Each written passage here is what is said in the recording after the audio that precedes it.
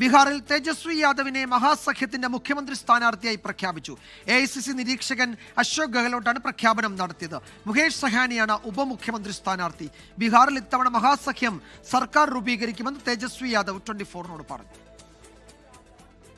മഹാസഖ്യത്തിന്റെ വാർത്താ സമ്മേളനത്തിലാണ് RJD നേതാവ് തേജസ്വി യാദവിനെ മുഖ്യമന്ത്രി സ്ഥാനാർത്ഥിയായി പ്രഖ്യാപിച്ചത്.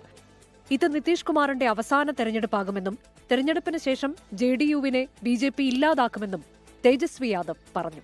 कि भाजपा के लोग नीतीश जी को दोबारा मुख्यमंत्री नहीं बनाएंगे और इस पे और किसी ने मुहर नहीं लगाया है, बल्कि अमित शाह जी ने एक बार नहीं कई बार इस बात को बोला है कि विधायक दल की जो संख्या होगी वो तय करेगा. അതേസമയം ബീഹാർ നിയമസഭാ തെരഞ്ഞെടുപ്പിൽ മഹാസഖ്യത്തിൽ ആശയക്കുഴപ്പമില്ലെന്ന് തേജസ്വി യാദവ് 24-നോട് പറഞ്ഞു. Now we are very confident.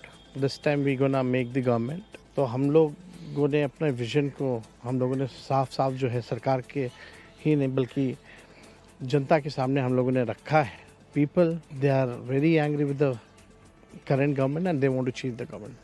തൊഴിലില്ലായ്മ, വിലക്കയറ്റം, കുടിയേറ്റം എന്നിവയ്ക്കെതിരെയാണ് തന്റെ പോരാട്ടം. ജനമൊറ്റക്കെട്ടായി പിന്തുണയ്ക്കുമെന്നാണ് തേജസ്വി യാദവ് 24-നോട് പറഞ്ഞത്. With the बेरोजगारी, unemployment, महंगाई और पलायन, जो लोग बिहार के बाहर जो लोग जा रहे हैं और इससे हम लोगों को लड़ना है. മഹാസഖ്യത്തിൽ ആശയക്കുഴപ്പമില്ല. 6 സീറ്റുകളിലെ മത്സരം തന്ത്രപരമാണ്.